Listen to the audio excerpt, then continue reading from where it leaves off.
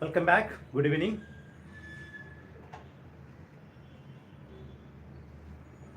Okay, we'll start next test in the series of PSIR test series, Mains 2025. Till now, we have completed 3 tests. This is the fourth, test number 4, paper 2A.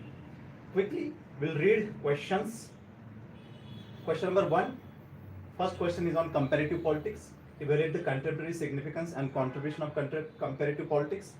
First. Then second, analyze the impact of globalization on state sovereignty.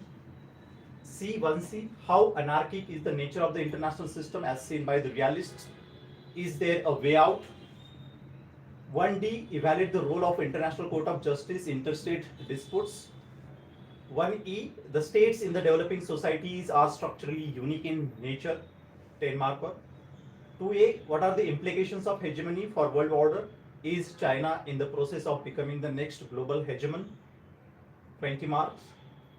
2B, define interest groups and highlight the distinctions between interest groups and the pressure groups. Then 2C, the world systems theory provides a clear conceptual break from the modernization paradigm on the world expansion and development of capitalism. Comment. Okay, that was for 15 marks. Okay, next, critically evaluate the concept of collective security. Why has the United Nations only had limited success in establishing a system of collective security? 20 marker. What is international political economy? IPE. In what way do neo-Gramscians invoke structure in their explanation of IPE? 3C, compare and contrast social movements in advanced industrial and developing societies. 4A, how convincing is the theory of nuclear deterrence? Very relevant question in the context of Ukraine-Russia, Russia-Ukraine war, or Israel-Iran conflict, India-Pakistan conflict. Is a nuclear Iran a significant threat to international peace and security? Then 4B, national interests are dynamic, no doubt. Identify the dynamic nature of national interest in the contemporary world politics with suitable examples. 4C, why and how have feminists criticized the conventional idea of national security? Question number 5. A, what do you understand by the political economy approach to the study of comparative politics? B, is globalization different from globalism? If so, in what respect? 5B, while priding itself as the beacon of Southeast Asia's regional and global outreach in multiple areas, ASEAN has not been isolated from the pressure and lures of geopolitics. Comment. 5D, what is the role of political parties in democratic polity? 5E, the state-centered approach revived the concept of state and power in the study of comparative politics. 6A, explain the concept of non-alignment and discuss the achievements of the non-alignment movement. 6B, what is balance of power? BOP, is balance of power still relevant? 6C, what are the basic assumptions of functionalism? Bring out the differences between functionalism and neo-functionalism. 7A, how is European integration best explained? Discuss the biggest issues confronting the European Union today. 7B, the BRICS expansion is a watershed moment in the shift to a more egalitarian international system. Critically examine. 7C, explain the nature and characteristics of international terrorism and differentiate it from cross-border terrorism. 8A, what was the thinking behind the creation of the Bretton Woods system? Are the Bretton Woods institutions still relevant for the emerging market economies? 8B, trace the nature and origin of the Cold War. Is a Cold War 2.0 inevitable? 8C, bring out the core elements of Marxist approach to international relations. So all these points we are going to discuss in this particular session. So be with me for next 2 hours. Okay, we start.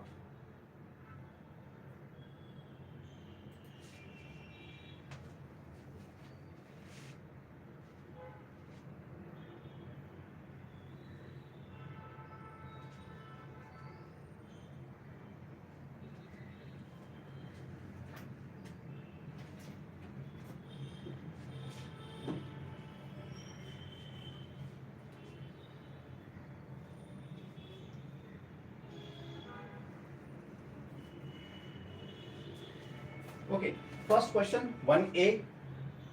Evaluate the contemporary significance of Evaluate the contemporary significance and contribution of comparative politics. This is 1A. Okay. Question is on comparative politics. So you can directly start with comparative politics definition of comparative politics. You can mention David after to introduce your concept of comparative politics CP. Okay. Simple comparison between nation states or governments. Oh, okay. Domestic politics, political systems, regularities, political parties, social movements, etc. All these comes under comparative politics. That is CP. We all know that comparative politics has evolved. Okay. Earlier, traditional approaches dominated, but it failed to describe the changing nature of the states in the context of third world. In 1950s, 60s, emerged under the influence of behavioralism, scientific approaches. We call it modern approach or approaches.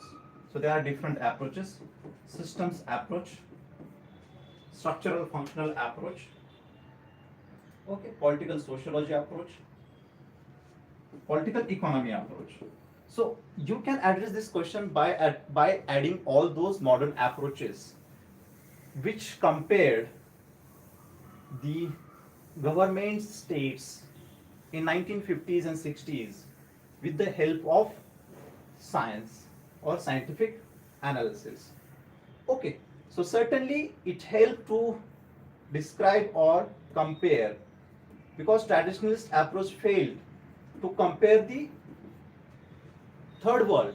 So R.C. Macreadis rightly called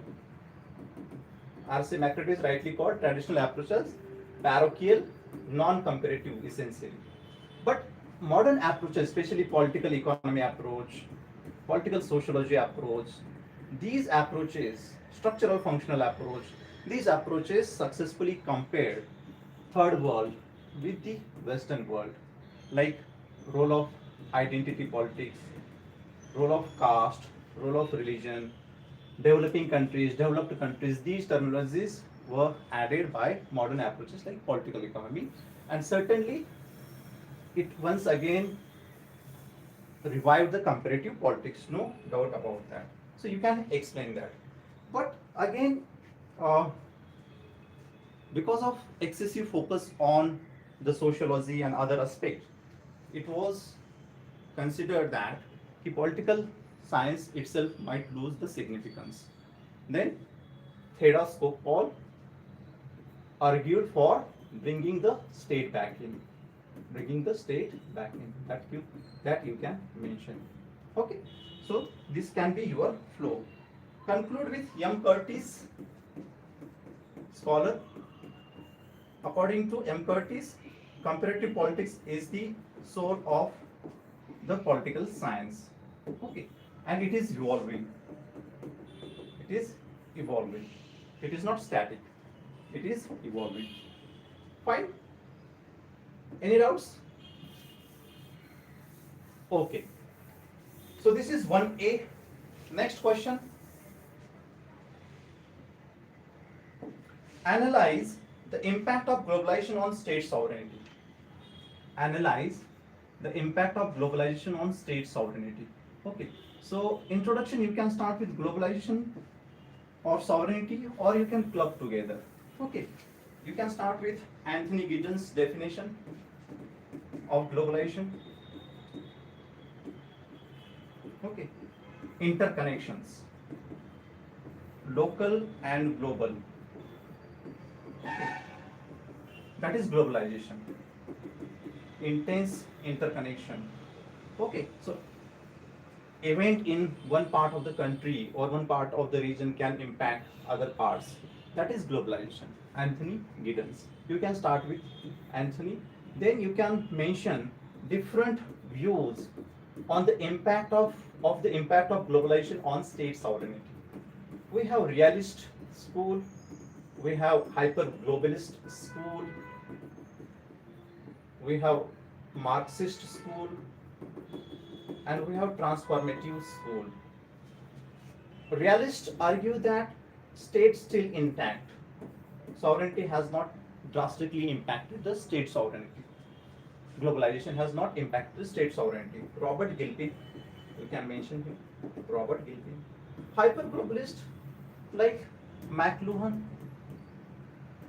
argued that globalization has impacted the sovereignty and news actors like MNCs, NGOs, they are prominent right now. So sovereignty has impacted outside as well as inside, external, internal impact on state sovereignty. Marxists also believe that yes, globalization in some extent has impacted in some countries like European Union, Japan. But for Marxists, globalization is buzzword. It has not impacted still state control, like dependency school and etc. So they still believe that state is there, okay, and state is an instrument of capitalist. Once again, they believe that means state is there, like instrumentalist approach, Ralph Miliband and etc. And David transformative approach, David Held wala, you can mention transformationist approach. कि both are winning. Both are winning. Globalization as well as sovereignty of the state. Means state are still prime actors in the international politics. But yes, globalization has also impacted the state sovereignty. There is no doubt about it. Okay? Fine. So you can conclude with that. Okay. Next question. How anarchic is the nature of international system? How anarchic is the nature of international system as seen by the realists? Is there a way out? Okay, we all know that major schools in realism, realist school of international relations, classical and neoclassical or structural school, these two are major schools in realism believe that international relations or international politics is anarchical in nature. Morgenthau, classical as well as neoclassical, both believe that international politics is anarchical in nature. Okay, anarchy, it is because of human nature in classical school. Morgenthau. Neoclassicals, Kenneth Waltz, it is because of structure. Structure of international politics is anarchical in nature.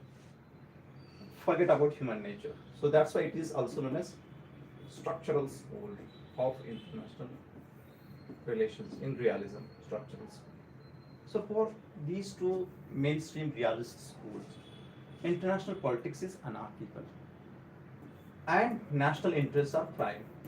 And only way to serve the national interest or achieve the national interest is power, self-help, survival. So all these concepts are there in the realism.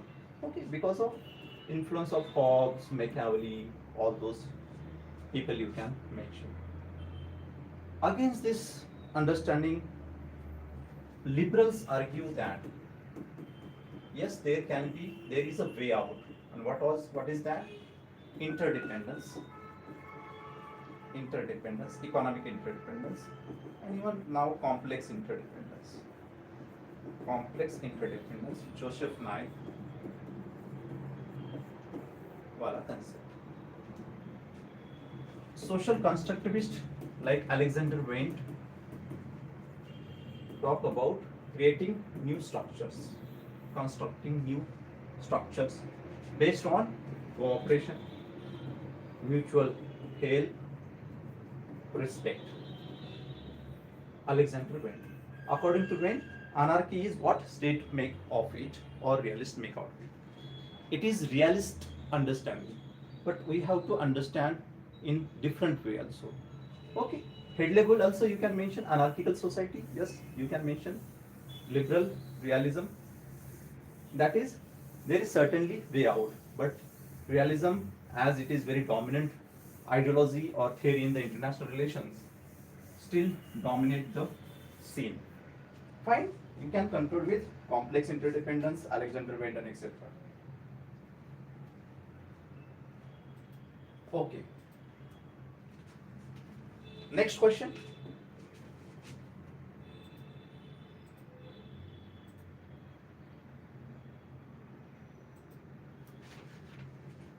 Evaluate the role of International Court of Justice in interstate disputes. Evaluate the role of International Court of Justice (ICJ) in interstate disputes. Okay, start with directly International Court of Justice, one of the principal organs of the United Nations out of 6. Okay, you can mention factual data, number of judges, and etc. All that, and it is the platform to resolve disputes between nation states or states. Okay, UN members. UNSC decides which case goes to International Court of Justice. But as far as working of ICJ is concerned, you can give some examples, successes of International Court of Justice. It resolved issue in, we can say, in the recent past. International Court of Justice gave verdict on Kulbhushan Jadhav case. That example you can mention. You can mention recent example, recent verdict on climate justice, climate change, etc. That is fine. But failures are many because of nature of International Court of Justice. International Court of Justice decisions are not binding.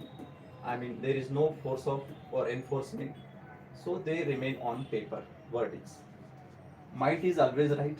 Many times, strong or hegemonic powers refuse to be with International Court of Justice verdict, like United States of America in 1960s and etc. in Latin America. So, court has limited success because of structure and inherent nature of United Nations Security Council, P2 versus P3, and many times these veto power holders, they are the party in the disputes, like right now Russia, okay, Ukraine war. So nothing can happen against Russia through International Court of Justice. It has limited powers. It cannot take suo motu cases. Okay. Only United Nations Security Council or states request International Court of Justice can take the cases. That's why it has very limited success in the last 7 decades of the United Nations working. Fine. Next question. The states in the developing societies are structurally unique in nature. Okay, once again question is on state comparison. Developing societies are structurally unique in nature. Okay, so this debate is on the nature of state in the post-colonial societies or developing societies. So you can start with state, concept of state in the comparison and etc. We have liberal school and we have Marxist school or post-colonial school. Okay. So liberals argue that they give modernization thesis, political development, soft state, etc. And they compare the states in the developing societies as that of Western world. And based on that, they argue that state is developed or not, or state is soft or not, etc. But that is ethnocentric, Eurocentric understanding. Marxists believe that the states are controlled in the context of dependency school. You can bring dependency school also here. So still dependency school believe that though many developing countries have acquired or achieved independence, but they still controlled by the MNCs or the Western world. They are still dependent on that. You can mention structural school here of Hamza Alvi. Pakistani scholar. He studied Pakistan, Bangladesh, and he gave the concept overdeveloped state. Overdeveloped state. Because there is a mismatch between economy and polity, there is overdevelopment of state, and traditionalism is also there. So he gives military, bourgeois, bureaucrat, oligarchy in the Pakistan and even Bangladesh later on. Post-colonial approach, yes, Hamza Alvis can be considered as post-colonial approach itself, but you can conclude with Edward Said. Edward Said, Orientalism. Okay, if you want to understand the East or developing countries or post-colonial countries, you have to understand the structure, society, culture. You cannot use Western notion, perspective, prism to understand the East. So you conclude with Orientalism. That can be good. Fine. Okay, next question. So of course structurally unique, no doubt about that. We cannot understand the developing countries by applying Western notions, Western structures. Many times structure behave differently in the West and in the East.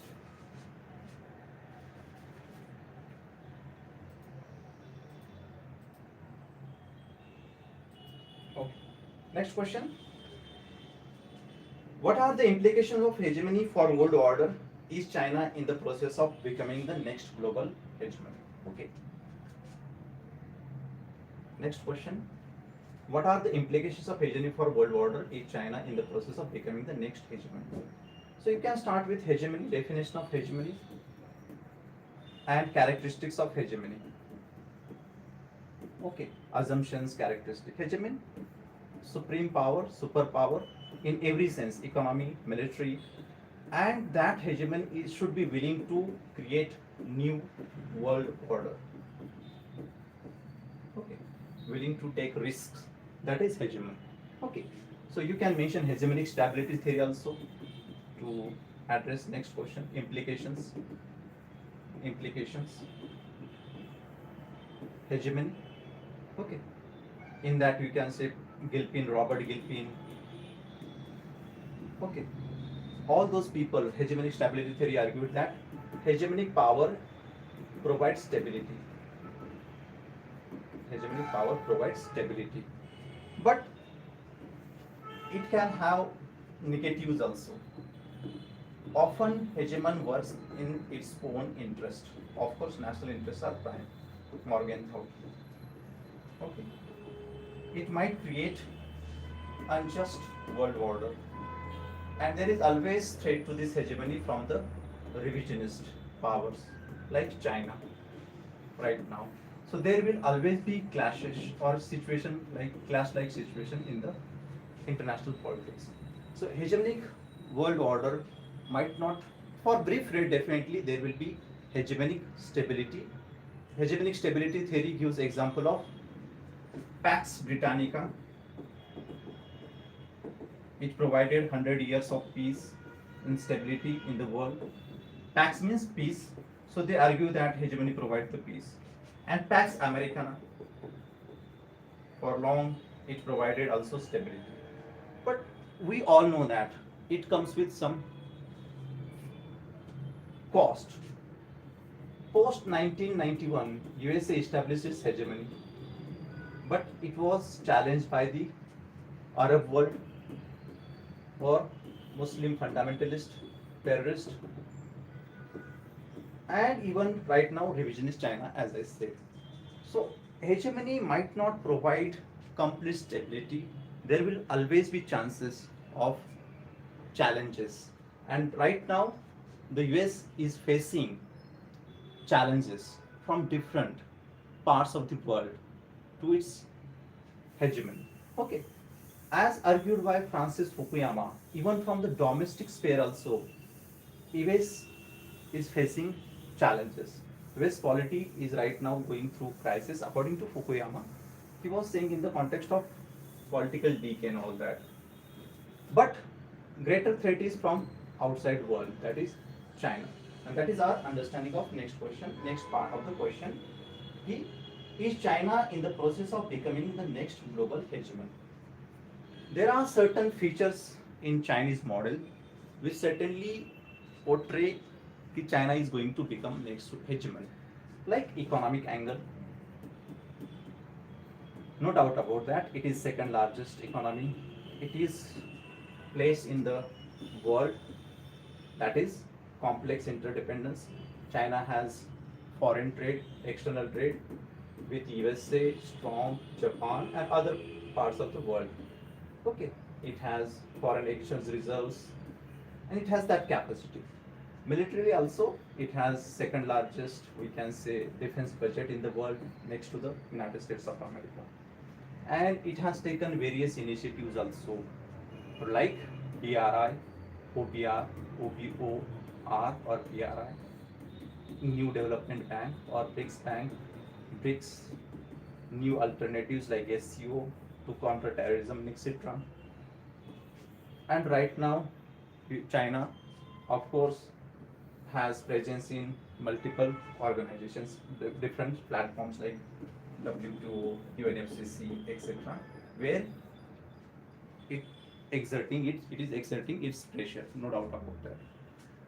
But certainly, China is in the process, I mean, economically, to replace USA because second largest and USA is the first largest. But that gap is widening right now. USA around 28 trillion dollar US economy, China is 18 trillion US. So that gap is again very big. China needs to have that economic growth to surpass USA. So that is very tough for China right now. Then, as I said, hegemon creates world order and it holds that, like USA did that in 1940s. Franklin D. Roosevelt created United Nations, Bretton Woods system, and all those systems work in the interest of USA, and USA was actually part of that particular system. So right now China has been doing that, but it has some limitations because still US-led world order is intact. You can quote C. Raja Mohan. Already I have shared one article on that. C. Raja Mohan has argued that no, the West is not declining, or in that matter, USA is not declining. Its hegemony is still there. Right now, trade war is going on, Trump adventurism, Trump's policies, and etc. That is nothing but to establish US hegemony once again in the context of economic sphere. Then, second, militarily also military power. USA is the largest force across the globe. It has presence in different parts of the world. It has interest also, Indo-Pacific presence in Europe. China has not that kind of presence. Till date, China has not established that kind of presence. We have string of pearls and etc. But it is not credible. It is not right now that important or that influential. So China has certain limitations, and the most important, Siraja was arguing, China has limited success in the context of soft power. Soft power of the USA is intact. USA still holds that particular soft power, way of life, democracy, freedom of speech, expression, media, all those features. Yes, China has been investing in that, but China has long way to go to establish its hegemony through soft power. And we know that Joseph Nye has been saying that soft power is also important along with hard power to establish your hegemony. Your neo-Gramscians are arguing that only. Robert Cox. Robert Cox has been saying that USA maintained its hegemony not only through hard power but through soft power also. So USA still has that kind of soft power. Certainly there has been challenges from China to the US, and Farid Zakaria long way, I think in 2007-8 around, he wrote that book, The Rise of East, The Decline of West, in the context of that only, but still the West or the USA is there, and though it is not technically hegemony right now, but it is the prime actor in the global politics. No one can deny that. So you can conclude with C. Raja Mohan. Okay. Understood? Next.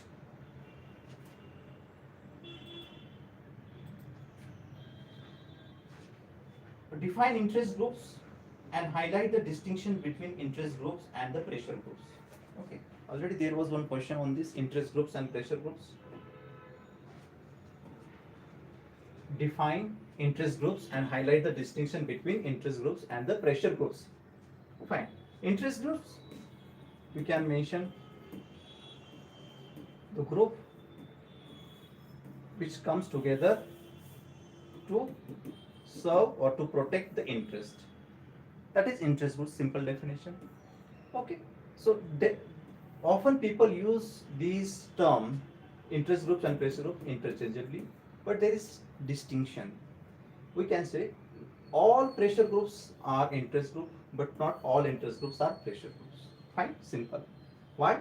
Because the interest groups which exert pressures through various methods like protest, pressurizing government and etc., lobbying. So that interest group we call pressure groups. Interest groups, they are soft. Their methods are soft. They are we can say in their attitude. Their main purpose is to serve the interest of that particular group. But it might not exert pressure on the government. But pressure groups exert pressure to fulfill their, we can say, interest.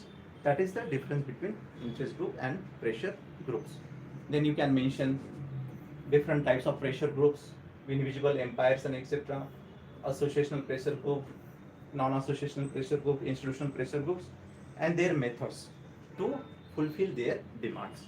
So that is difference, simple difference between interest group and pressure groups.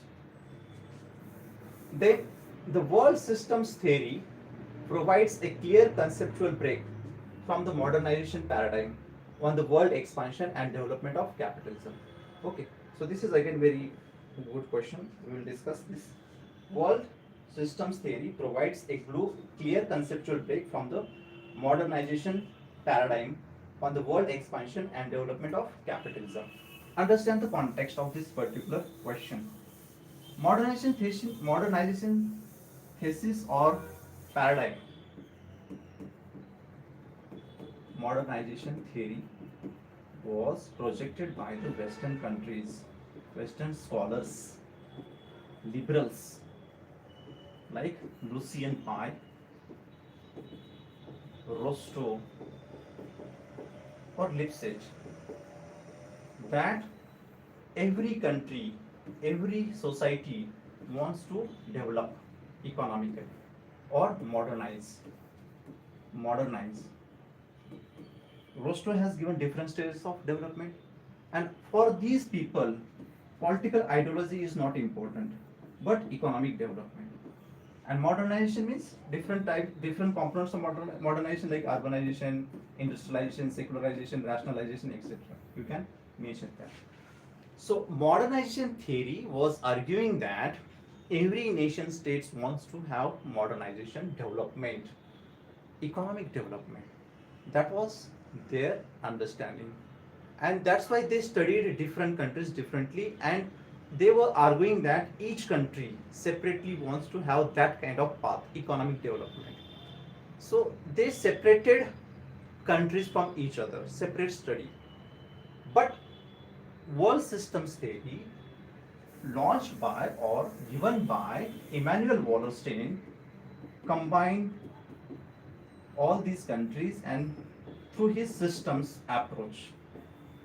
And he said that capitalism has connected all countries, and that connection is unjust.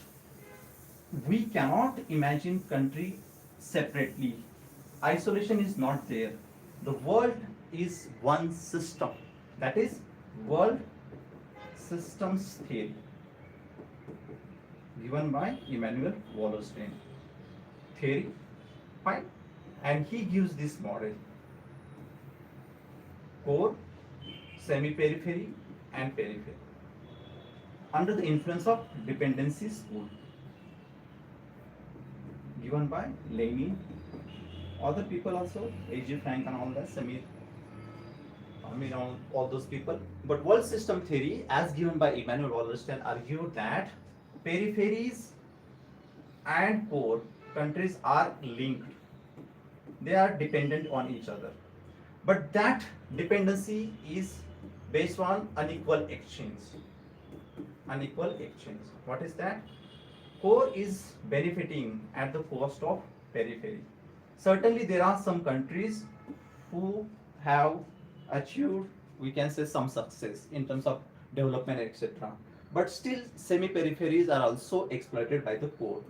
Like core, G7 countries, developed countries, semi-peripheries like India, China, other developing countries, and peripheries, most of the least developed countries.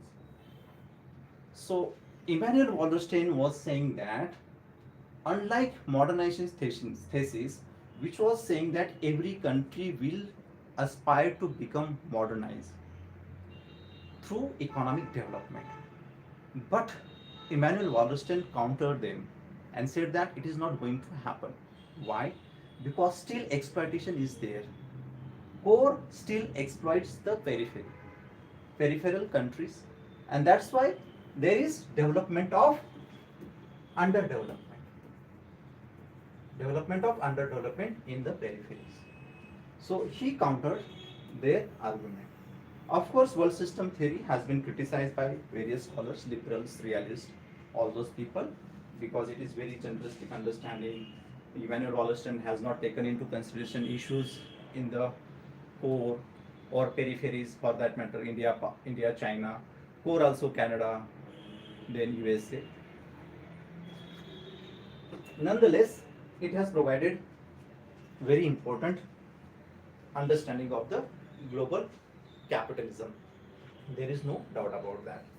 Okay, if we see right now globalization, working of globalization, certainly there are issues with this particular globalization. You can conclude with that. Fine. Understood this concept? Conceptual break from the modernization thesis. Next question, critically evaluate the concept of collective security.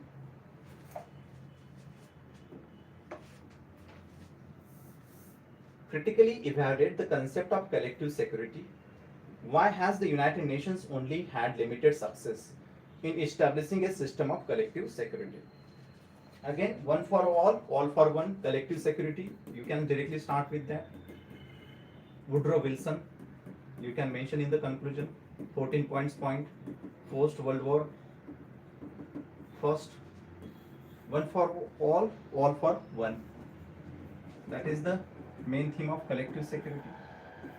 It failed under the League of Nations. After that, FDR established UN, and through UN we have collective security.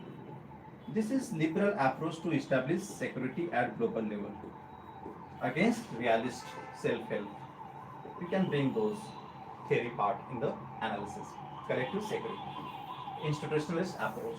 Institutions can be created to establish the security in the international politics. Now, collective security in the United Nations Charter, there are certain provisions like Article 42, Article 43, and 7th chapter of the UN Charter, which authorizes UN Security Council to take actions against the aggressor. No doubt about that. But it has selective use, or it has been used selectively first, and limited success. Only two instances are there where collective security successfully used: 1950-53 Korean War, and 1990-91 First Gulf War, Kuwait-Iraq War. Barring these two exceptions, collective security also failed to establish the security in the world. Why? Inherent structure of the United Nations. United Nations is based on state sovereignty. Sovereignty of the state is supreme. Then it is very difficult to decide or to intervene or to launch war against even aggressor, because might be that country attacking another country for self-defense also. It is very vague term ki when to launch the war or start the collective security. That is first. sovereignty of the nation state, that is prime foundation of the United Nations. Second, UNSC structure, we all know that P2 versus P3, or Russian, Chinese versus other three Western countries in the UNSC veto power with these people.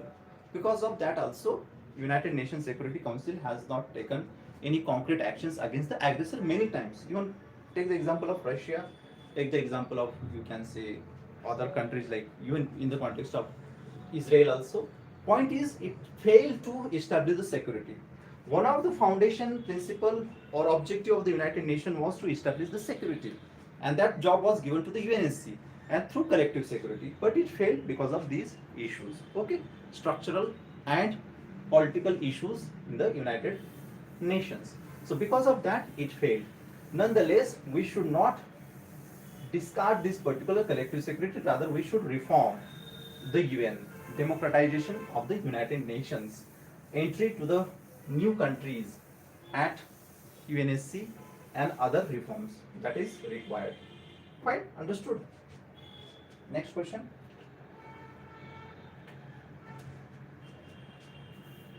What is international political economy? In what way do neo-Gramscians invoke structure in their explanation of international political economy? Okay, so IP is again very simple. Start definition of IP, give the definition of IP, and in that you can mention different approaches to study the international political economy. Most of the time people just write Marxist approach, but there are different approaches to study international political economy. IP, international political economy, interface between politics and economy. That is the simple definition of IP, and we have different approaches also, like Marxist approach to study international political economy, liberal approach, mercantilist approach, then we have constructivist approach, social constructivism approach, new approaches like institutionalist approach. So all those approaches you should write. I have shared already one note on this on group, please refer that. Fine. And in that then come to the Marxist approach, because Marxist approach one of the approaches in the international political economy which exclusively studied the interconnection between politics, society and economy. All know that Marx himself started that issue. Base is the economy and other part superstructure. That is base superstructure model. And this approach was used by Lenin in the international politics. So capitalism, imperialism is the last stage of capitalism. That is Lenin's understanding. And this view later on used by other instrumentalist scholar in the Marxist, like dependency school and etc. That is international political economy approach to the study of international politics by the Marxist. Now, against these orthodox Marxist or instrumentalist Marxist, neo-Gramscians like Robert Cox and critical Marxists like Andrew Linklater, they studied the influence or hegemonic or the Western influence in the international politics. Robert Cox argued that, look, economy is fine, economy is the prime location, economy is the base, no doubt about that. But along with that, hegemony is created, or the West controls the international political economy through culture, way of life, propaganda, ideology, etc. So structures are also important, ideology and etc. Andrew Linklater also said that, look, we have to think beyond, we can say, economy. We have to think beyond economy. We have to bring morality, moral issue in the understanding of international politics. So even in IP, Marxist brought, especially neo-Gramscians, Robert Cox brought structures, other structures into the calculation. So in this way, they used structural approach to study the international political economy. Okay, structure in their explanation of IP. Fine. The next question. Compare and contrast social movements in advanced industrial and developing societies. Very simple question. There was one question on this, I think 2013. Compare and contrast social movements in advanced industrial and developing societies. Okay, very straightforward.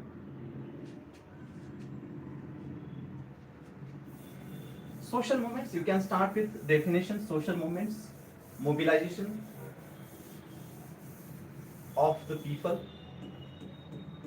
social movements for the cause or to change the status quo. It can be for the change or to stop the change also. That is social movements. Now, these social movements are having two types, we can say old and new.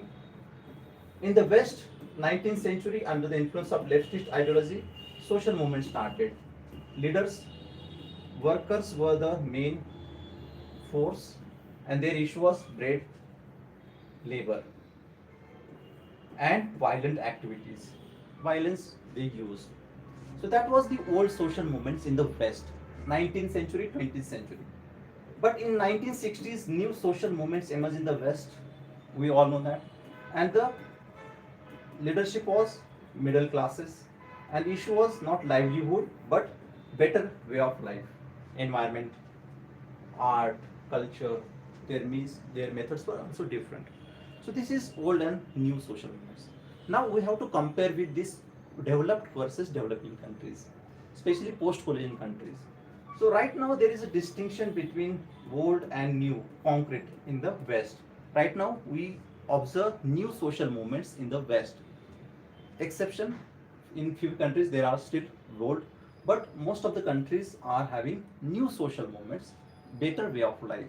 But in the developing countries we observe both new as well as old social movements. You can quote R.C. Guha, Ramchandra Guha, etc. to justify your answer. Okay, so this is distinction. Nothing more than that. Just explain and give the distinction. Okay. Next question. How convincing is the theory of nuclear deterrence? Is a nuclear Iran a significant threat to international peace and security? Very important question once again. How convincing is the theory of nuclear deterrence? Fine. Is a nuclear Iran a significant threat to international peace and security? You can start with deterrence. Very simple concept. Deterrence. Okay. It is psychological warfare also. Psychological force to deter adversary from taking any adverse steps, otherwise cost will be high. That posturing, that messaging is delivered through deterrence. That is deterrence in the international politics. We have two types of deterrences, conventional deterrence and in the context of nuclear deterrence. Nuclear deterrence. Nuclear deterrence, again we have two schools. In the context of rising or proliferation of nuclear powers or nuclear weapons, people started checking or countering this deterrence itself. But supporter of nuclear deterrence like Kenneth Waltz argued that nuclear deterrence has established the peace in the world, or it has stopped the Third World War. So these people, realist people like Kenneth Waltz, support the nuclear deterrence. Or even you can mention in the recent past, Mearsheimer was also arguing the same. Mearsheimer, in the context of Russia-Ukraine war, argued that had Ukraine in the possession of nuclears, Russia might not have attacked the Ukraine territory. That is his argument. He argued that in 1992 itself, Mearsheimer. So people believe that nuclear deterrence is there or it works and it has stopped the Third World War. But we have people like Chinmaya Gare Khan, who argue that nuclear deterrence is not, or it has lost the relevance in South Asia in the context of India-Pakistan war, Kargil war, and etc. Henry Kissinger argued that nuclear deterrence will not work in the context of non-state actors. So these are the critics. You can mention supporter Kenneth Waltz, Mearsheimer, and in the skeptics you can mention Chinmaya Garekhan and Henry Kissinger. So that is first part, nuclear deterrence. And deterrence, we can say, it is, I mean, psychological. It doesn't matter if adversary is thinking that it is the issue of existence, then adversary definitely attack you. So it depends on the context also. So there was one article I was reading. Deterrence cannot be, we cannot expect that deterrence will work universally. Circumstances also important. You can take example of Hamas and Israel. Now, why 7th October 2023 happened? It was the issue of existence for Hamas. And why Iran trying to have nuclears? Because of existence only. Fine. So circumstances matter. It doesn't matter whether you have nuclears or not. If your existence is in the question, adversary will take actions. So we cannot expect nuclear deterrence or any deterrence will work universally. Fine. So that you can argue. Now, whether nuclear Iran is good for the global peace or regional peace, that is debatable. That is debatable. It is hypothetical. But for long, Iran has been trying to have nuclear weapons. So there is hypothetical analysis of Iran. If Iran has nuclear weapons, what will happen? And if it has not nuclear weapons. So there are people who believe that if nuclear powered Iran is there, Hussein Banai in the recent article Indian Express argued that it is good if Iran has nuclear weapons. Through that, Iran can be responsible actor, more rational actor in the region. And there will not be, we can say, insecurity in the Iranian mind. So he is arguing hypothetically. It will establish peace in the Middle East or the West Asia. Counter to that, we have scholars like Kabir Taneja, who argues that no, nuclear Iran will pose security threat to the region, or it will create anarchical situation in the Middle East, or Israel-Iran clashes will intensify. So these both issues are there. It is hypothetical. Now, our stance should be nuclear free world, disarmament and exit. Conclude with that. Indian position, conference on disarmament of the nuclear weapons. Okay, verified disarmament. Fine. Okay.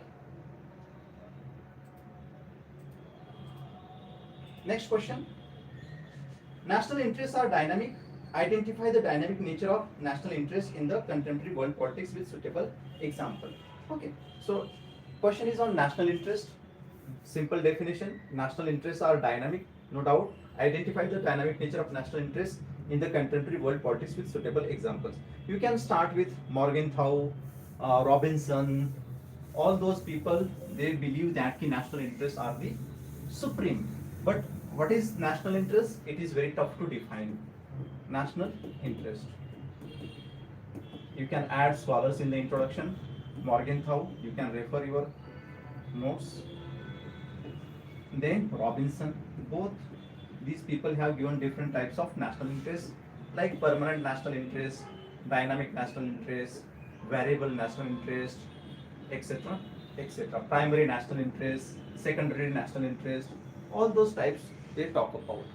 Okay, what is dynamic nature? Dynamic nature. Morgenthau also believes that national interests are dynamic. For example, during Cold War, it was in the interest of India to remain in non-alignment movement. And so we were part of NAM, even today also, no doubt about it. But we closely followed NAM. But we signed Treaty of Friendship and Cooperation in August 1927 with the USSR. Why? Because that was in the national interest of India. In the context of rising political instability in the South Asia, in Sri Lanka, at that time in Pakistan, West Pakistan, East Pakistan, Indira Gandhi signed that treaty, 20th August 1971, with the USSR to protect India's national interest. So, national interests are dynamic. We cannot take it permanently. These are my permanent national interests. Sometimes, of course, some permanent national interests are there, like territory, territorial integrity, sovereignty, etc. Protection of people, population, all that. But in the context of politicals, politics in the international relations, nation states have to change their dynamics also, or the concepts of national interest also. You can take example of USA also. In 1950s, 60s, USA was fighting against the communists in many parts of the world, Vietnam and all those, even USSR. But 1970s itself, USA had deal with China. Henry Kissinger's flight to China and that friendship with Mao. Though Mao, of course, was communist. So national interests are dynamic.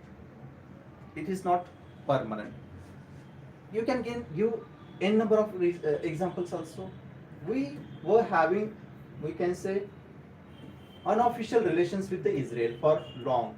We were not having direct diplomatic relations with Israel, India, Israel.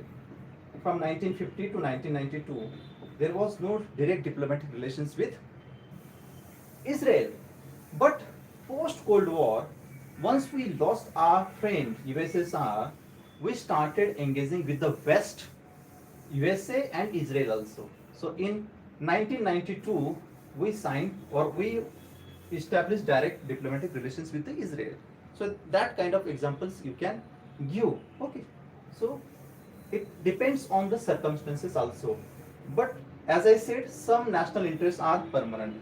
As I said, all national interests are not dynamic. Certain interests are permanent, like territorial integrity, sovereignty of state, protection of population or citizen. So there cannot be compromise on this. Again, Raymond Aron has said that, we all know that, you can mention, it is pseudo theory. National interest is pseudo theory. It is very tough to define what is national interest. Most of the nation states use this concept to be in a power. Power elites use this concept to be in the power, like China, Pakistan, and to some extent India also. Fine. So this is the answer of this particular 4P. Next, why and how have feminists criticized the conventional idea of national security? Next question. Why and how feminists criticize the conventional idea of national security? What is conventional idea of national security? So conventional idea, you can start with conventional idea of national security. There are two schools, primarily traditional school, conventional security, realist school, liberal school, traditional schools in the context of national security. So for realists like Morgenthau and even Kenneth Walls also, territorial integrity and sovereignty, in that context national security, they talk national security in the context of territorial integrity and sovereignty. That is fine. We cannot compromise on that. So for realist school like Morgenthau, national security is territorial security. For liberals, of course, territory is important, but economic security is also important. So both these traditional schools neglected human security, according to feminists. So feminist scholars like Anne J. Techner and Cynthia in Love brought human security in the paradigm, in the national security concept. So feminists talk about human security, not just territorial security. So Anze Tickner criticized Morgenthau because of masculinist foreign policy or international politics, and realists neglected human security in that women's security. And for that they talk about morality. Feminists talk about moral issues, moral politics, ideology, ethics in international politics, and through that we can connect we can have human security across the globe. So that is their approach, feminist approach. Ange Tickner and Cynthia Enlow, you can mention them. Okay. Fine. So this is one part A. Next, part B, question number 5.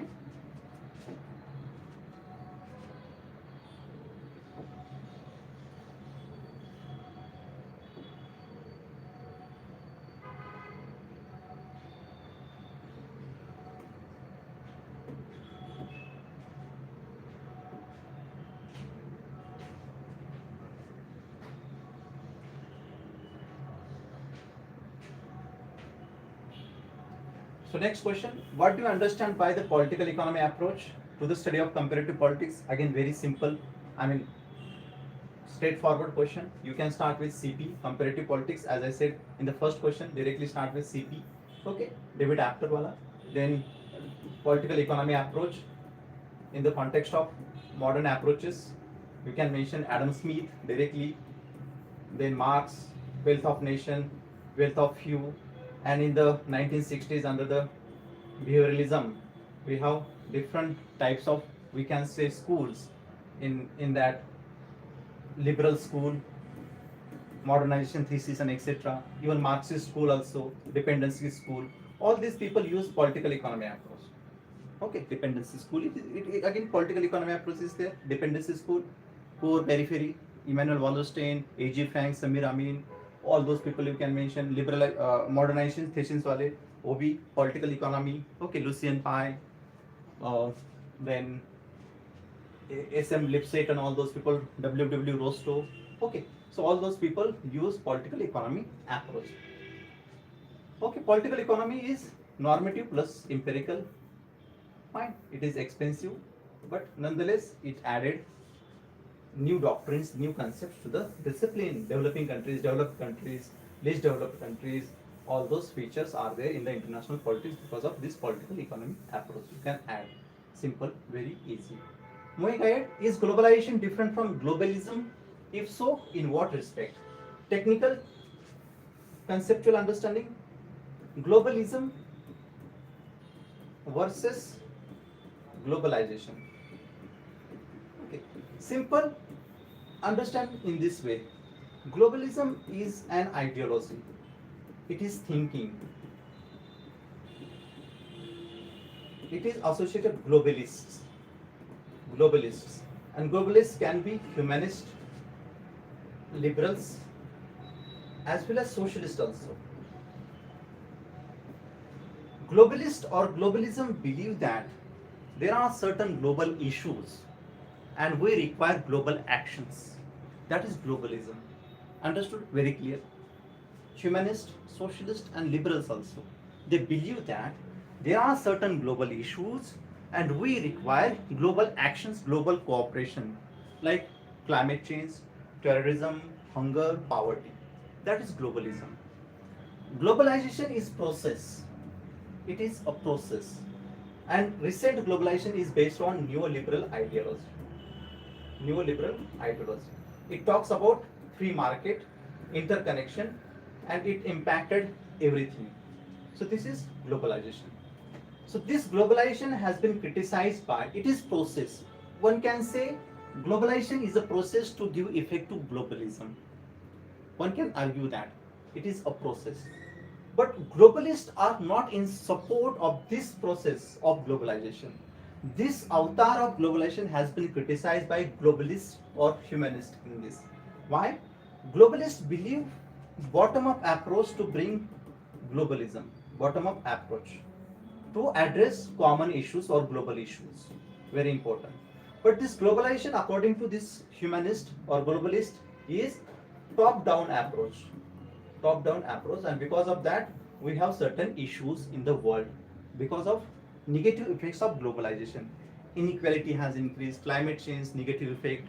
You can mention Joseph Stiglitz, all those people, uh, dark side of globalization, Professor Ramesh Thakur, all those people you can mention to criticize globalization.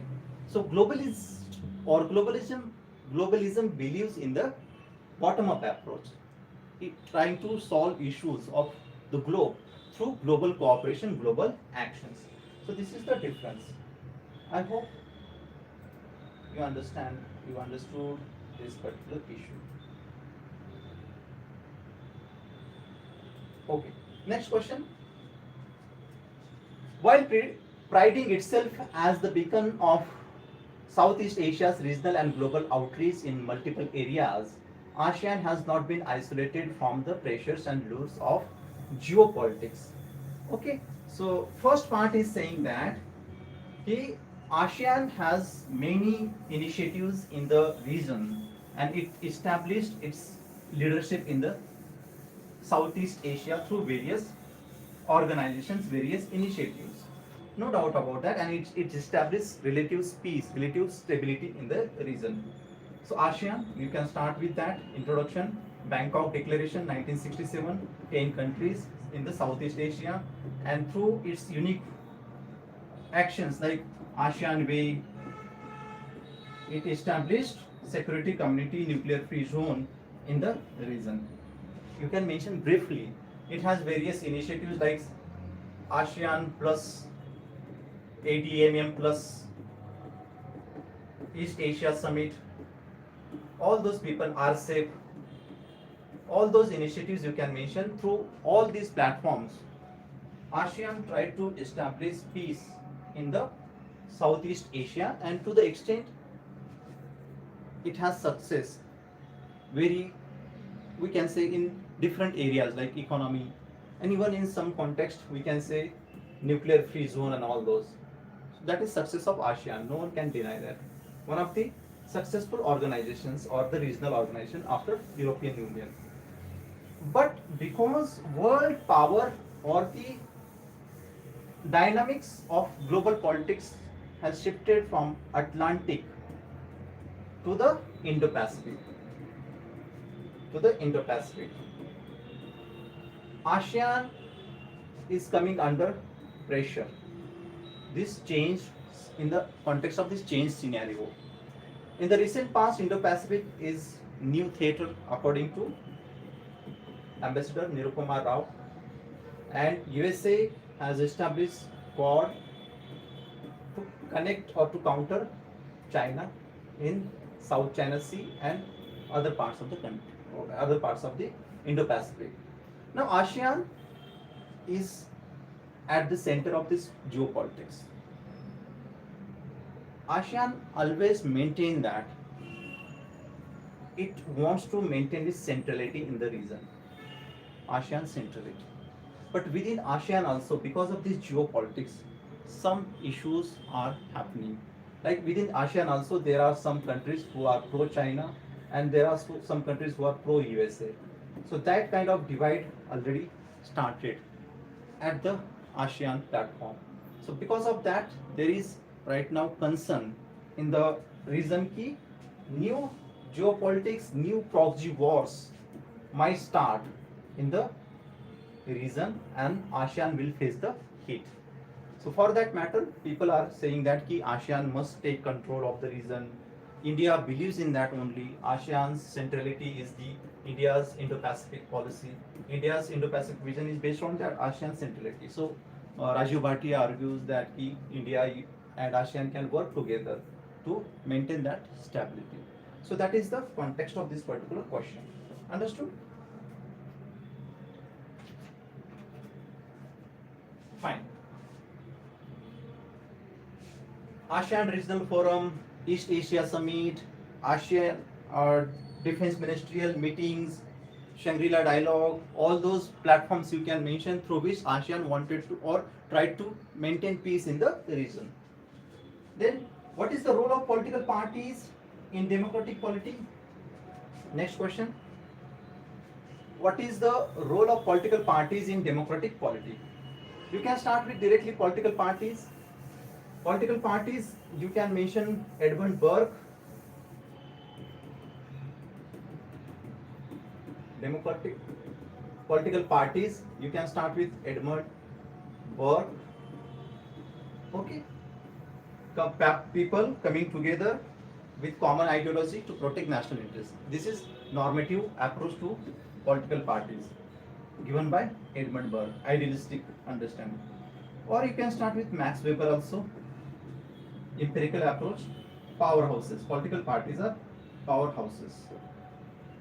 So what is the role of political parties? What is the role of political party? Democratic polity? Okay, Lasky believes that we cannot imagine democracy without party. Party system is required. You can mention that. Why? We can mention structural functional approach also. Political parties perform function of interest aggregation. Almond, Gabriel Almond and Powell. You can mention that. So that is their role. That is not the only role. Political parties perform role of awareness, education, and they mobilize people in the political setup in the democratic society. Rajni Kothari. You can mention Rajni Kothari. Secularization of caste and caste-based political parties provided platform to mobilize the people according to Rajni Kothari. You can mention that. And political parties ruling as well as opposition, they provide scope for the deliberation, debate deliberation. And in that way, they provide platform for the democratic culture. They provide scope for the political participation which is required according to Almond and Verba, that is civic culture. So all these conceptual or theoretical concept you can bring in the answer to discuss role of political parties in democratic polity. But we have to give critical view also, you can give that here. Political parties, another view is that ki M.N. Roy, M.K. Gandhi, Mahatma Gandhi believe that we don't require political parties in the democratic setup. So M.N. Roy believed in the partyless democracy, radical democracy. Gandhi was also against the party system. So you can mention that. But you can conclude with Lasky, political parties require because they provide platform to raise issues of people, and in that they provide political stability and mobilization. So you can conclude with that. Next question. The state-centered approach revived the concept of state and power in the study of comparative politics. The state-centered approach revived the concept of state and power in the study of comparative politics. Again, comparative politics. You can start with again comparative politics, but there you can mention under the influence of behavioralism, the same state-centered approach was replaced by, we can say, sociological and political economical approach. I mean, under the influence of political sociology and other disciplines dominated the scene in the comparative politics. In that context, once again, Theda Skocpol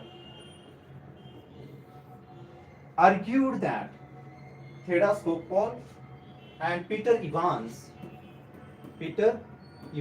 argued that bringing the state back in 1980s, they argued that, look, you are giving good studies, research, fine, under the behavioralism, influence of behavioralism, political sociology. But we might lose our discipline, that is political science. And in political science, the state is the key. Political science starts and ends with state only. So all these people revived the state-centrism approach, state-centric approach in comparative politics. Don't confuse with state-centrism in IR. State-centrism in IR, realist, liberals and constructivist. So that is different. This is comparative politics. In comparative politics, these people, Theda Skocpol and even Marxist also, like Ralph Miliband, Dependency School, all these people once again revived the state-centric approach in the political or comparative politics. Understood? Fine.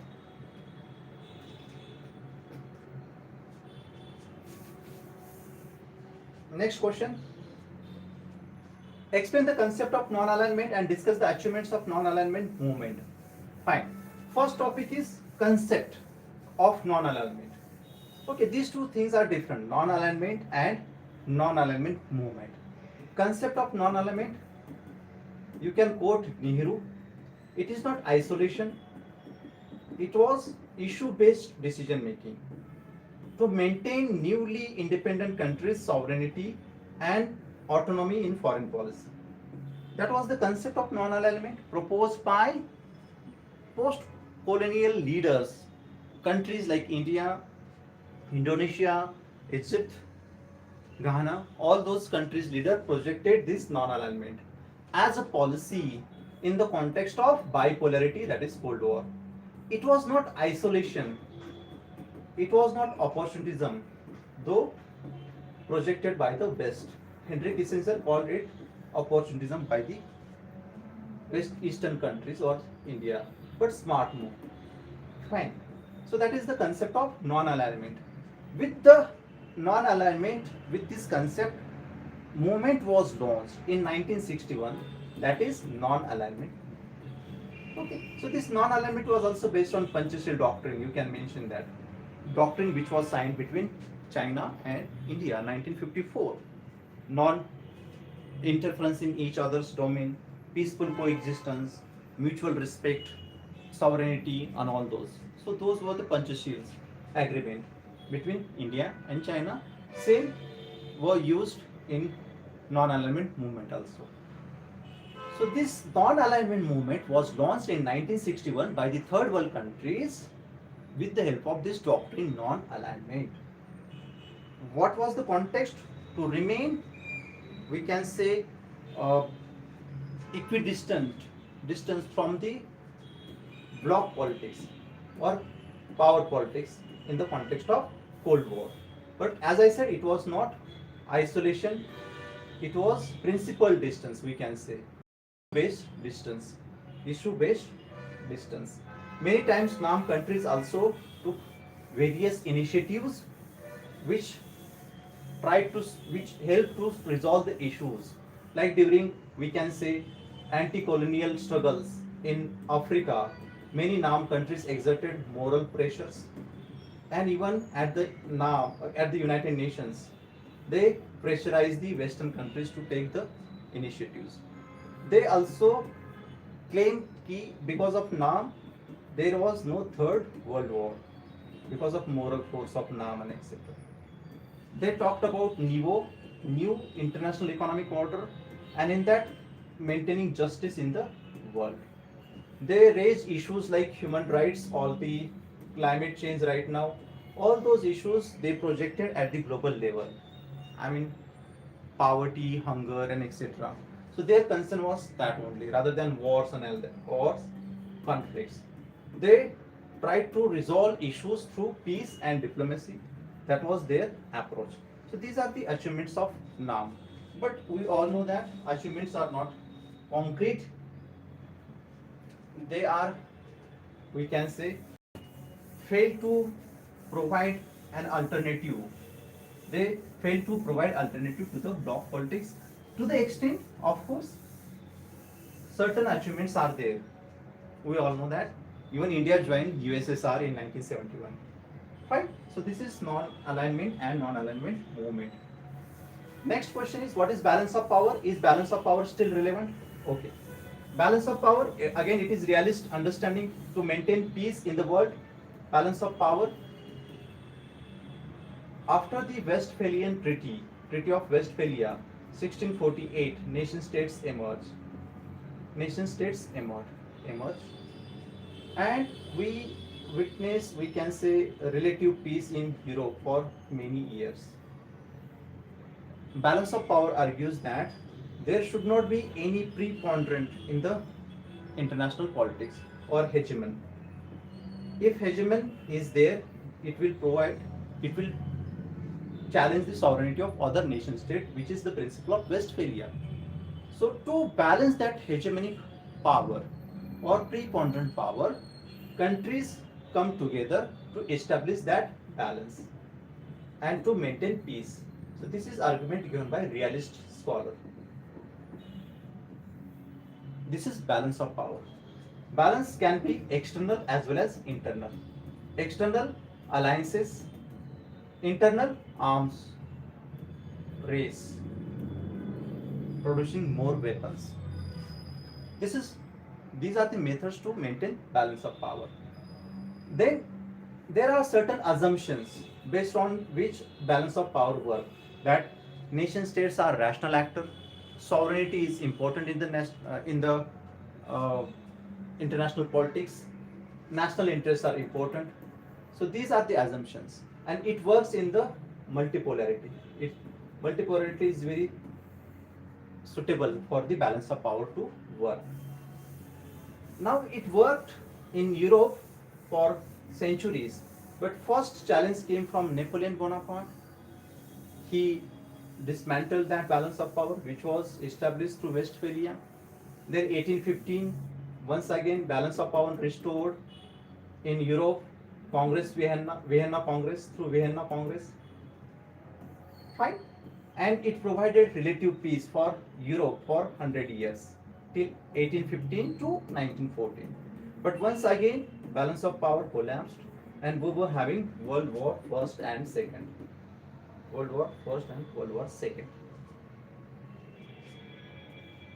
So in that context, people arguing that balance of power is not relevant.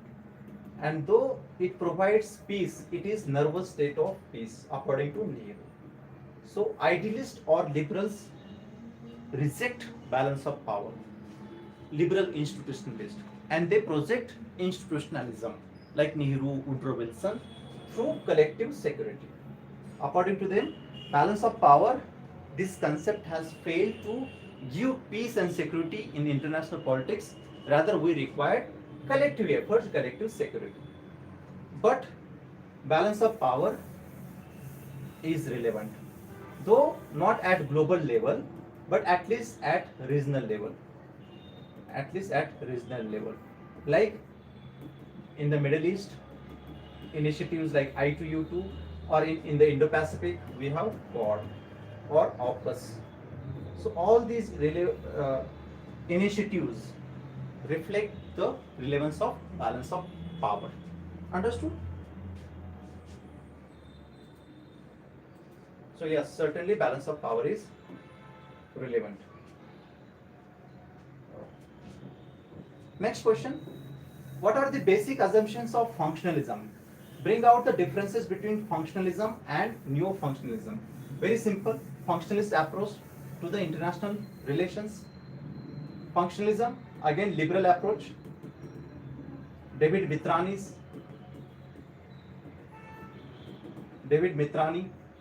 under the influence of Immanuel Kant, Woodrow Wilson's, all those people. I mean, peace through pieces. Peace through pieces. Spillover effects, economic engagements. All these assumptions are there in the functionalism. Okay, it was proposed by David Mitrani, and European Union, construction of European Union is based on that perpetual peace of Immanuel Kant and all those. So this is idealism, but functionalism believes that if we start working in low politics areas, or very areas where conflicts are not there, that feel good or that spillover effect will be there, and we later on can resolve high politics areas or conflictual areas like territorial issues and borders. So functionalists believe in the cooperation in one sector will provide a venue platform to cooperate in other sector. But for that, at least we have to start from low political areas. Conflictual areas we can resolve later on. For that, Cogdale argued that we should keep politicians out. Because of politicians, we are having wars, and we should bring technocrats, bureaucrats, and economists to run the affairs. or in the countries. They are also influenced by GDH poll, Lasky, functional representation in the parliament. That part you can mention. This is functionalism. David Mitrani, Cobden, all those people you can mention. But neo-functionalists like Ernst Haas argued that, look, we cannot keep politicians out for long. Certainly technocrats, bureaucrats and economists can provide good policies because of their domain knowledge, but we require politicians. To take certain decisions, politicians are required. And that is also true. You can give example of new economic policies launched by India in 1991. We launched these policies, credit goes to Dr. Singh, Manmohan Singh, no doubt about that. Architecture of that policies. But it was political backing given by Narasimha Rao, Prime Minister of India. So Ernst Haas, he is very much correct. We require sometimes, or in areas where we require decisive leadership, and in that context we require politicians. So you can give example of 1991 reforms. So bring out the major differences between functionalism and neo-functionalism. That is the major difference between these two schools. Understood? Fine. Next question.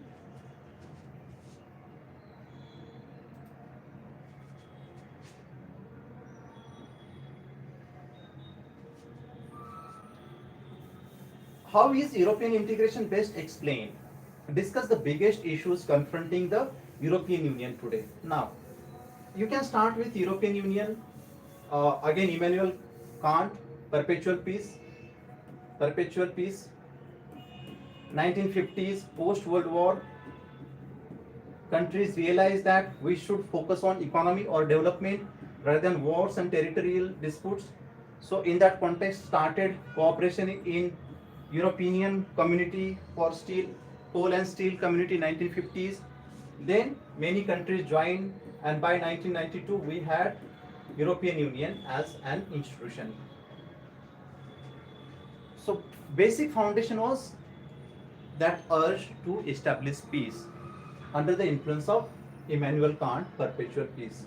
Initiatives were taken to develop cooperation in one area like steel and coal production. Germany, France started that cooperation. Later on, UK also joined in 1970s, and that group became strong group. By 1992, they had Treaty of Maastricht, through which European Union got established. Then it also accepted charter, European charter, and they formed various organizations. And because of that, Europe got integrated in different ways. So European Union has right now different functional specializations. Parliament is there, Commission is there, Court is there, monetary policy, European Bank is there. So because of all these, European Union or Europe became one bloc. Many countries, 28 countries are there. So European integration successfully completed. And credit goes to some areas, some decisions like Schengen, visa-free area. Then Euro was launched, 1990s, common currency. Because of that, Eurozone countries became part of monetary policies, common policies. And in that way, we observed European integration in post-World War Europe. Credit goes to functionalism. Again, you can bring David Mitrani's functionalism here. One of the best example of regional cooperation, European Union. Okay, that political will was there. And another aspect also you can mention, कि European Union exported or they relied on NATO for security. So USA provided that security for European Union for last 70 years through NATO, because in NATO United States is the primary donor. So most of the European Union countries are part of NATO. So these European Union countries focused on economic integration, development, and in that way they came together because security aspect was given to the USA through NATO. So in the integration of European Union, NATO has also played important role, that is USA. Fine. So that is how we can explain European integration in last 7 decades. Then discuss the biggest issues confronting the European Union today. Now already I have discussed or shared one article on this also. There are structural issues in European Union. So new members versus old members, or core versus periphery, then east versus west, Islam or the migration, issue of migration. So all these issues are there in the European Union. So you can mention Eurozone crisis, then Brexit.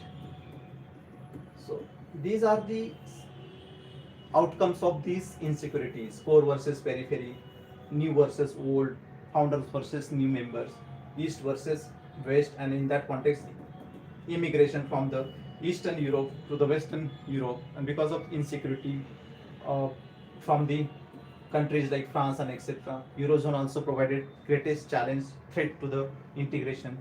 That is first, or the major issue, structural issue.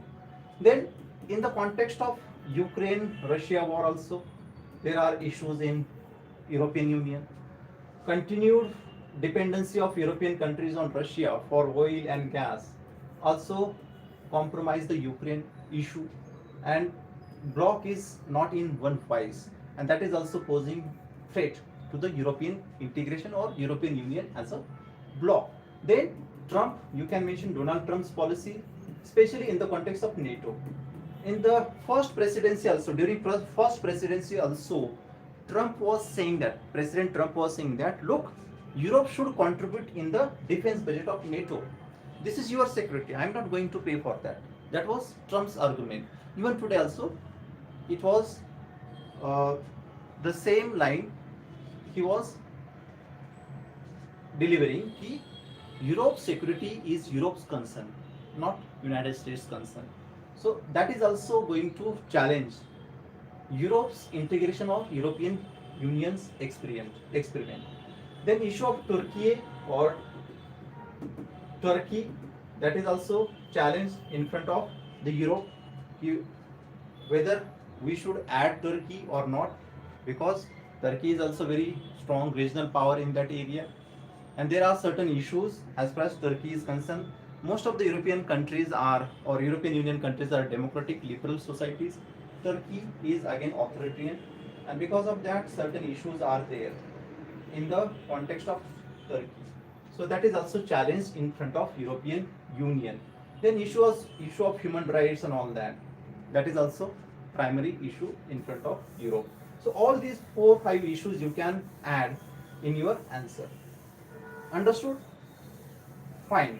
Next, the BRICS expansion is watershed movement in the shift to more egalitarian international system. The BRICS expansion is a watershed movement in the shift to more egalitarian international system. Question is on BRICS. You can start with BRICS. Okay, group of developing countries coming together to provide alternative to the Bretton Woods systems. That was BRICS. Initially 4 countries were there, later on Africa joined 2010-11, and in the recent past 5 new countries have joined the BRICS. That is BRICS expansion. Iran, Egypt, Ethiopia, recently Indonesia has also joined. So total 10 countries are there in the grouping. Saudi Arabia has not officially joined that, though it has applied. So this BRICS expansion is watershed movement. Question is asking, do you think that it is watershed movement? It depends. It depends on various issues. Look, BRICS has tried to give an alternative to the Bretton Woods through New Development Bank, then China, India, they helped Sri Lanka in crisis, in the during crisis and etc. And their ambition is that ki might be new countries will be there in the BRICS because of expansion and etc. But as far as BRICS and Bretton Woods systems are concerned, still Bretton Woods systems are intact. Their influence, their reach, and their influence is very much there. Bretton Woods, we cannot say that the Bretton Woods they have lost their significance or relevance. BRICS is trying, but it has limitations. Within BRICS also, there is no unity. Pro-China versus India, pro-China. So India and China, they were having their own issues.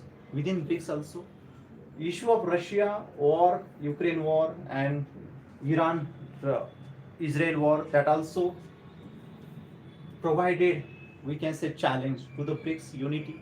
Recently, BRICS summit was there in Brazil. At that summit, issue came in the context of Russia-Ukraine war and Iran-Israel, and we observed some, we can say, miscommunication and misunderstanding in the BRICS nations. So that kind of issues are there within BRICS. So whether it is watershed movement in the context of egalitarian world, it is debatable. One can argue BRICS can provide, but there are certain structural issues within BRICS, and even Bretton Woods is still intact. Even during the crisis of Sri Lanka, once again, Sri Lanka was helped by the IMF. Of course, India also helped, but as I said, IMF was there to help Sri Lanka. So, main purpose of IMF to help countries in balance of payment crisis. So, still IMF is there. So, it is very early to argue that BRICS is going to replace the old economic order and it will create new. For that, it has to work hard, or it is very tough right now in the context of rising challenges to the BRICS countries like trade wars and etc. Within BRICS, as I said, China, India, they are having own issues. IMF and World Bank, their institutions, their reach is there still. No one can match that reach. Okay, so it is debatable. Then explain the nature and characteristic of international terrorism and differentiate it from cross-border terrorism. So you can start terrorism. It is political ideology based on violence to threaten the civil society or group or the people to serve the interests of particular group. That is terrorism. You can start with that definition. Explain the nature and characters of international terrorism and differentiate it from cross-border terrorism. So international terrorism, that means reach of that terrorist activity multinationals or different countries like Al Qaeda, ISIS. So all these are international terrorism. So reach or intensity or impact of terrorist activities can be felt different countries in different countries. International terrorism, their support base, their funding, their ideological backing coming from different parts of the world like ISIS, their recruitment and etc. And their impact is, or their, we can say, activities are located in different countries like lone wolf attack in London, France, USA, all those. So you can bring those examples, Australia. That is international terrorism, and international terrorism requires international cooperation. According to Kofi Annan, these are global issues and these require global attention and global cooperation. These issues like terrorism, climate change, pandemics are problems without passport. That is Kofi Annan. According to Kofi Annan, issues like international terrorism or climate change or pandemics are passports without problem, and we require global cooperation or international cooperation. That is international terrorism. But there are also different views. What is terrorism? Bad terrorism and good terrorism. So there is no official definition of terrorism, universally accepted definition of terrorism. So India has been arguing that at least we should make consensus what is terrorism. So we have provided comprehensive plan on terrorism. Then India has been arguing that we should not discriminate between bad and good. Every terrorism is terrorism, nothing bad, nothing good. That is our stance. But issue is how to define that terrorism. That is main concern. Now what is cross-border terrorism? Cross-border terrorism is state-sponsored terrorism. It can be like India, Pakistan. So neighboring country uses terrorist activities to pose threat to the enemy or the neighbor. That is cross-border terrorism. For example, India, Pakistan. So Pakistan has been launching terrorist activities since last 3 decades. That is cross-border terrorism. Often it is funded by the state. That's why it is also called as state-sponsored terrorism. Unlike international terrorism, there are different, we can say, perspectives on cross-border terrorism. For example, India has been saying that Pakistan is the source of terrorist activities which India has been facing. But Pakistan is saying that, look, Pakistan itself is a victim of terrorism. So Pakistan is also saying same thing at global level. So global community is divided on this particular issue. That is the difference. Cross-border terrorism, it is very difficult for the global audience to understand. And that's why we had that particular parliamentary delegations, that is public diplomacy, to convince the global community that, look, Pakistan has been threatening India through terrorist activities. But if you see, Pakistan is also saying the same thing. Look, Pakistan is the main victim of this particular terrorist activities. And yes, there are certain terrorist activities in Pakistan also. Pakistan has also faced that. Pakistan, Tehreek, the Taliban, all that. So this is very debatable. Definitely, neighboring countries will believe, audience will also believe, domestic audience. Like in India, we Indians believe that Pakistan is the source of terrorism. Pakistani establishment will deliver the same speech to the Pakistani public, and Pakistani public will say India is the source of terrorism. So that is cross-border terrorism for each other. But this is not true for the global audience. Global audience has nothing to do with this particular understanding. They will think differently. It depends on your perception, your reach, your communication, and that's why we had that parliamentary delegation.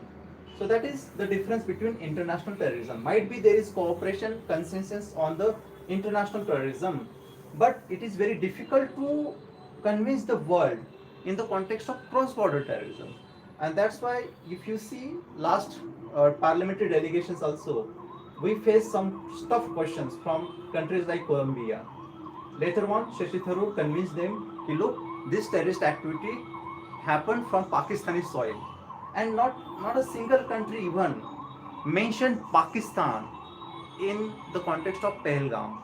Even USA also refused to mention Pakistan directly in the context of Pahalgam attack. And that's why immediately after that Operation Sindoor, Pakistani military chief was in the White House. That is how world react to the terrorist activity. But here in the domestic politics, we often, and of course we accept that narration that Pakistan is the source of terrorism. But that is the issue with international terrorism and cross-border terrorism. Understood the difference? Fine. Next question. What was the thinking behind the creation of Bretton Woods system? What was the thinking behind the creation of the Bretton Woods systems? Are the Bretton Woods institutions still relevant for the emerging market economies?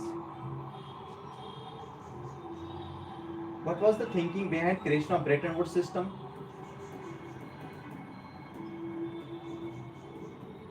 Bretton Woods systems were created like World Bank, IMF, and later on GATT also. General Agreement on Trade and Tariff. Combinedly, we call them as Bretton Woods systems post 19 or post World War II, that is 1940s, 1945, 1947. Brains behind all these initiatives were the Western world, of course, like economist Keynes, even Harry Dexter, US advisor, economic advisor to the president, and Keynes, economist Keynes. So these intellectuals and leaders played important role in the creation of Bretton Woods system in the context of World War II. And what was the purpose? World Bank was created to help countries in the context of development, poverty, and hunger. That is developmental work. That was the creation, that was the intention behind the World Bank. IMF was created to resolve the balance of payment crisis. Countries might be facing balance of payment crisis, so IMF was created. And GATT, General Agreement on Trade and Tariff, was created to have free trade or trade related issues or rules. So that was the intention, so that trade will be there, connections will be there, interdependency will be there, and we will not be having war. So that was the intention behind creation of Bretton Woods system. But it provided, we can say, Bretton Woods system provided stability for long, no doubt about that, IMF and World Bank.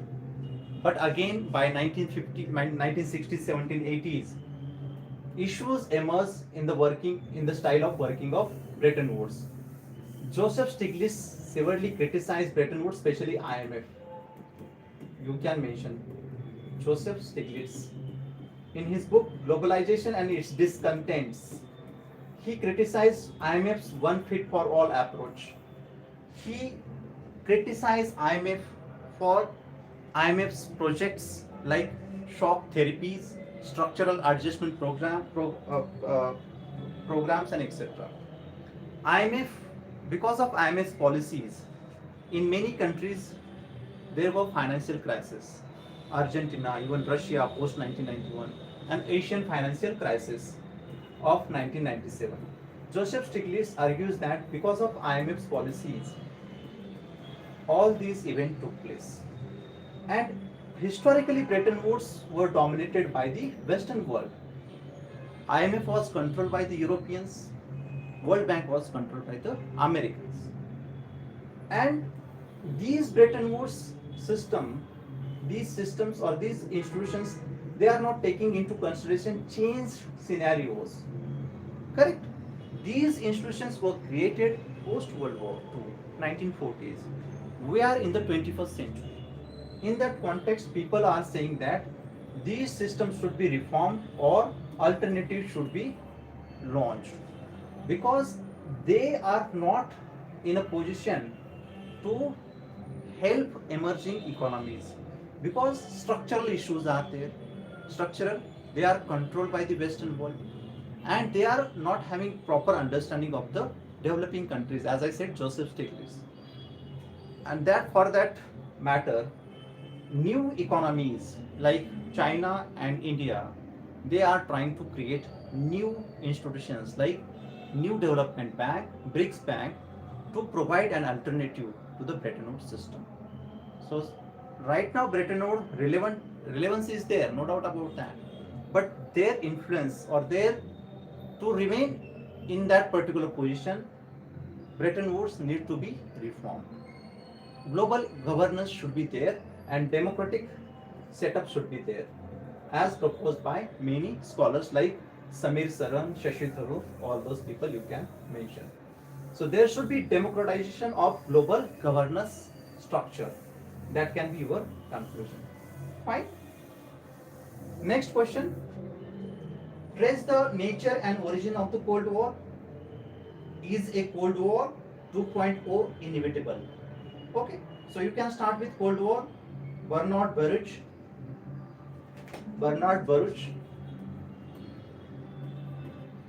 He coined that term Cold War 1940s in the context of rising rivalry between USA and USSR. But this term was popularized by Walter Lippmann, journalist, correct? 1947, book Cold War itself. That is rivalry between USA and USSR. Economic rivalry, political rivalry, ideological, cultural rivalry.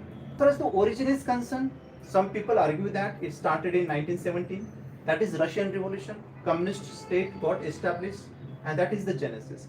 But it is argued, or it is established, or it is now agreed that technically it started from 1940s.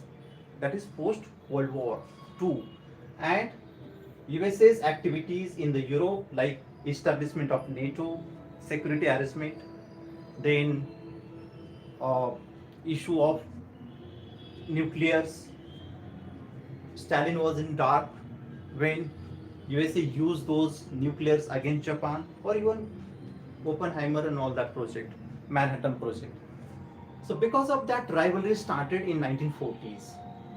Establishment of NATO challenged the communist world, and they also started Warsaw 1955. That is how Cold War evolved. Then we had Cuban Missile Crisis, proxy wars in Vietnam, in Afghanistan, in many parts of the world. We had proxy or satellite countries also, like Cuba, then Vietnam. In South Asia we had Pakistan, then even India also part of USSR calculations. So this is how Cold War evolved in the 1950s, 40s, 60s, 70s.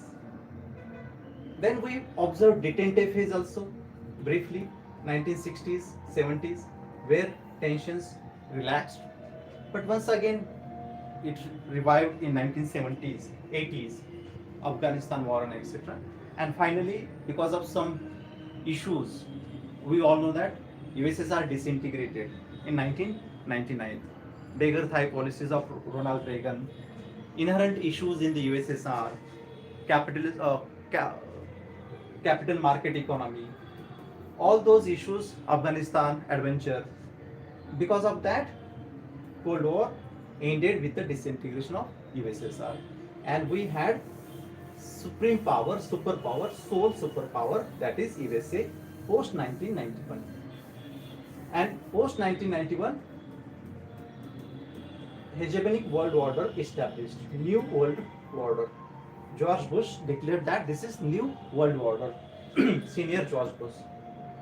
Now after that, we witnessed for brief period only superpower, but by 2007-8, USA also faced challenges in the context of global financial crisis. Before that, 9/11 took place, and USA's hegemony was challenged. But in the recent past, new challenges emerged to the US hegemony, and people are saying that, especially there was one article from Robert Kaplan and other people also, they are saying that we are going to witness 2.0, Cold War 2.0, that is between USA and China. USA and China. Why? USA once again first largest or largest economy, and China is the second largest economy. And if you see right now architecture of the global politics, there is a competition between these two powers. The revisionist power, status quoist power, and world might face once again proxy wars in the context of this rivalry. People are arguing that whether that there will be 2.0, Cold War 2.0 or not, it is again debatable. It might be, but nature certainly will be different. It will not be like Cold War 1.0. Why? Cold War 1.0 was very different. It was ideological, it was economical, it was political, it was cultural also. And USA and USSR were not technically dependent on each other. Interdependency was not there, USA and USSR. But there is a dependency or complex interdependency between China and USA. both are required for each other. USA is important for China. China is important for the USA because of trade. And if you see right now, Trump has given consensus to the Chinese people in the context of tariff. That shows the relevance of China for USA. So there will not be Cold War 1.0 in the context of this particular dynamics. Certainly there will be rivalry, there will be challenges, there will be some counter attacks, there will be some initiatives like Quad, but Cold War 1.0 like situation will not be there. Certainly there will be some proxy alternatives, proxy wars and etc. But it is very tough to say the Cold War 2.0 is going to be there because of inherent structure of world politics or global politics or multipolarity right now. Understood? Then last question, bring out the core elements of Marxist approach to international relations. Already we have discussed in the first section itself. Marxist approach, last question, Marxist approach to international relations. We have orthodox Marxist, it is also known as international political economy approach. We have neo-Marxist, in that we have neo-Gramscians and critical school. Orthodox dependency school under the influence of Lenin, A.G. Frank, Immanuel Wallerstein, world systems theory, dependency, unequal exchange and etc.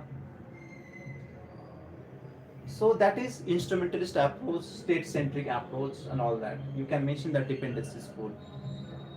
Neo-Marxist, Robert Cox, according to him, hegemony is there. That approach you can mention. Then critical school, Andrew Linklater, you can mention him. Talks about emancipation.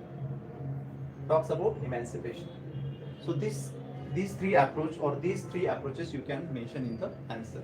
Orthodox or conventional Marxist, instrumentalist, dependency school, neo-Marxist, Robert Cox, neo-Gramscian, structures are important, and critical school, emancipation is required. So this is about Marxist elements of Marxist approach to international relations. Understood? I hope. Then, okay, fine. So we have completed all the questions. If you have any kind of difficulty, please message me. We'll try to resolve that. Okay, thank you for the joining this session. Take care.